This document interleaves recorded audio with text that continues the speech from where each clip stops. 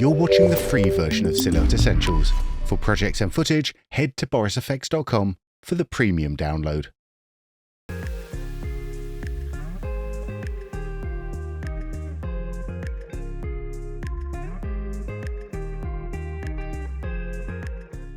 All right, let's find some frames for the hair. I'm going to zoom out.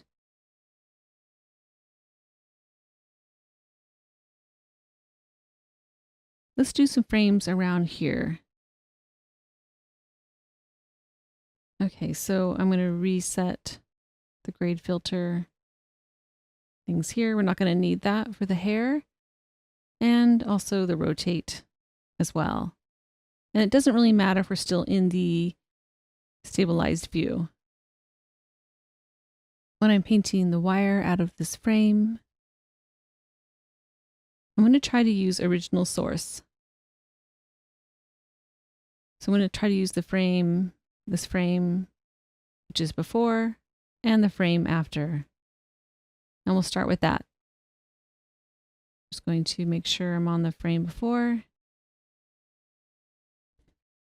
And first I'm just going to generally line it up. And then click interactive. Just going to set my pivot in the middle of where this area I need to paint. And start rotating. And see if I can get it sort of where it would be.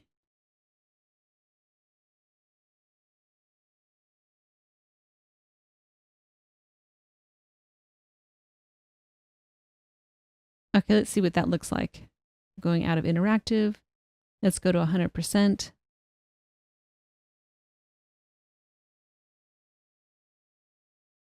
So it's not quite what we're looking for, but we're getting a little bit closer.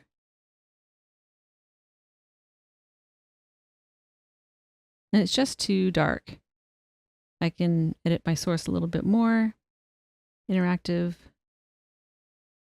And just bring down some of this lighter area here.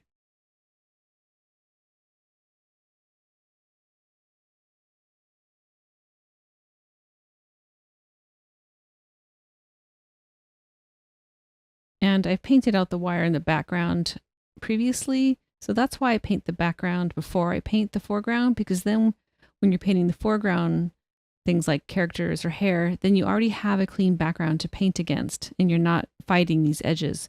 But for now, we'll just sort of paint as if we've already painted the background, and I'll show you my final later.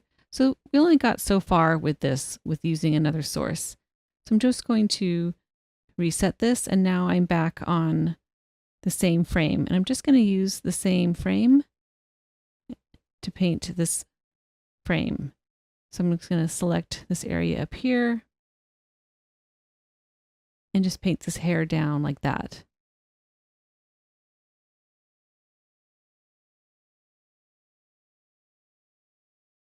I've at least gotten like the wire painted out.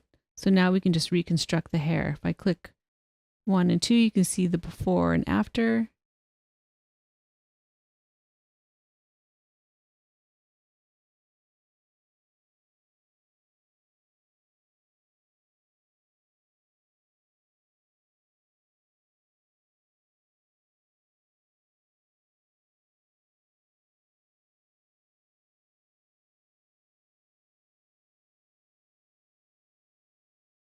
And another tool I use when I'm painting areas that get kind of muddy or blurry, I can go to the dodge and burn tool, and I can use that to create some definition.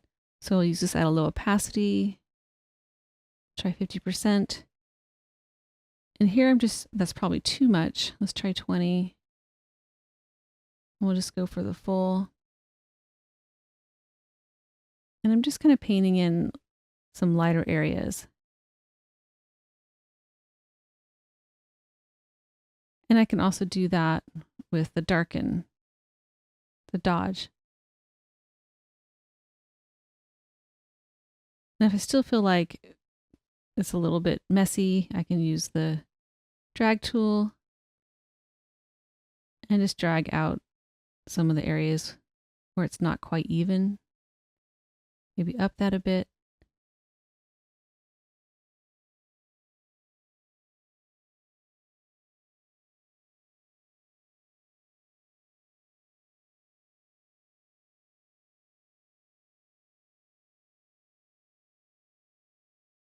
remember, it's moving fast, so it's going to be a little forgiving. And let's do another frame. Let's do one of these frames. So here I can probably use one of these as a source with the clone tool. Let's use the frame before 48. See if I can get any leverage out of this frame. Interactive, I'm going to pivot from the top.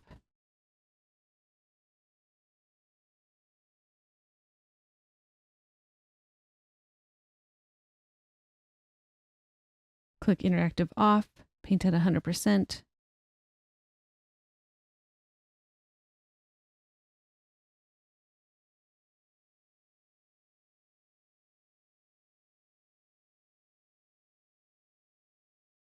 And each frame is going to be different. So like I said, it's a little forgiving. You just don't want to have it to be so different from each frame that it catches your eye.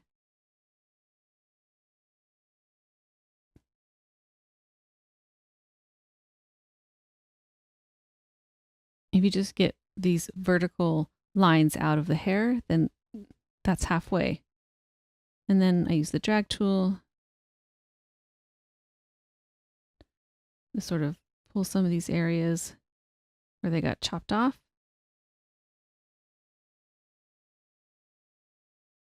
And just continue the hair across where I painted.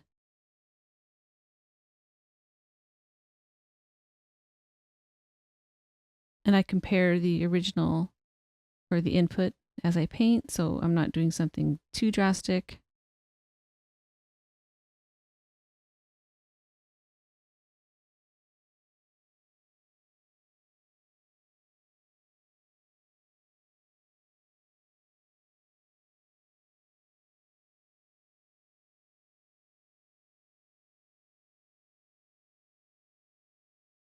A reset.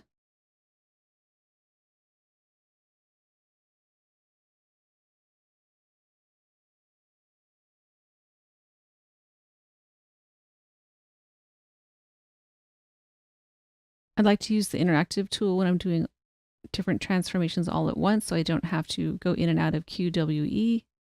I can see everything changing for the final result in one go.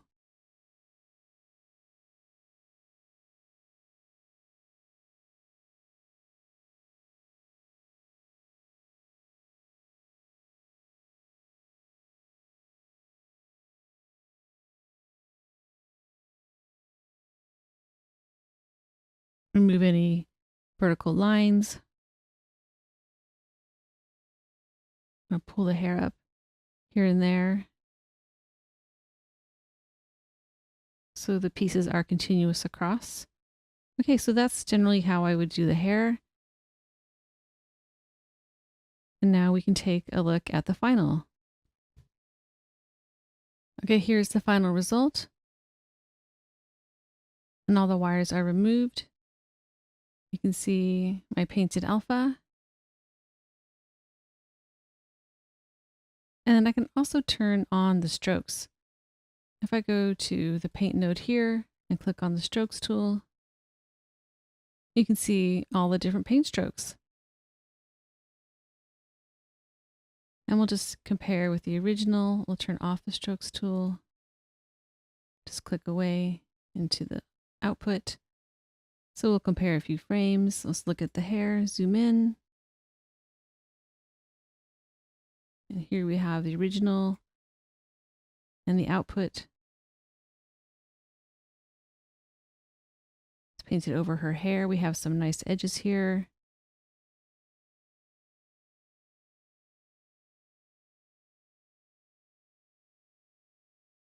And you can't see any wires.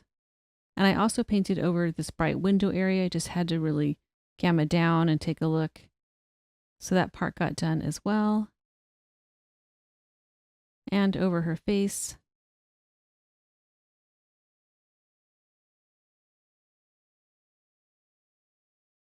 And now we're ready for the regraining. So I'm going to go over to the regrain session here. And I'm going to show you the final here. And then we're going to take you through this process. If I compare with the original, that looks good compared with the final. Okay, so let's go through and start this from scratch. I'm going to bring in a regrain node and hook up everything over here on the side. Let's make our trees window a little bit bigger.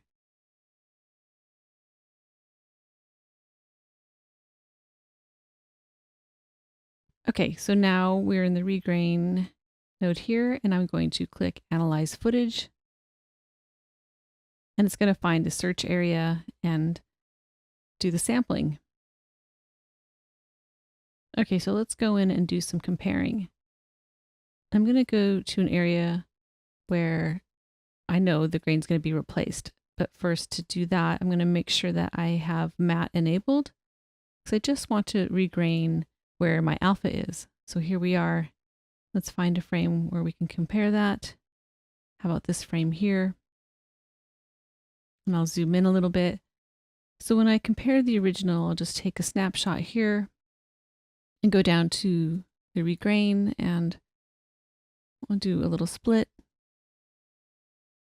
and go to Alt B to check the channels. It feels a little soft and not quite right. But if I try to if I turn off scatter, then you can sort of see right here. Let me just, if I can crank the viewer a little bit, the ghosting of the wire. These lines here. So I don't want that. So I have to turn on scatter. But then it just feels very soft. And if I try to up the blue, let's just make this really extreme, I get a very uneven result. And so what I ended up doing was I'd reset that, and we'll turn off the split screen, go back to color, Alt B, just zoom out. And I ended up just moving this analyze area to a different part of the plate. And it's a little bit challenging, but you can do it. So there, see if I can just bring this in a little bit. Okay, we're going to just stick with that. So I'm just going to reanalyze the footage. It's possible these values in the window just aren't right for the rest of the shot that I was regraining, which is over sort of middle tones here, middle values. Okay, let's take a look now. So we're going to zoom in and we'll snapshot from the original. We'll go to the original and snapshot here. I'll go to the result and we'll split screen to see where, okay, that looks so much better. And I don't think I have to do anything. Alt B.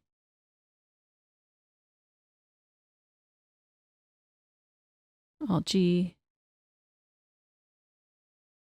Alt R.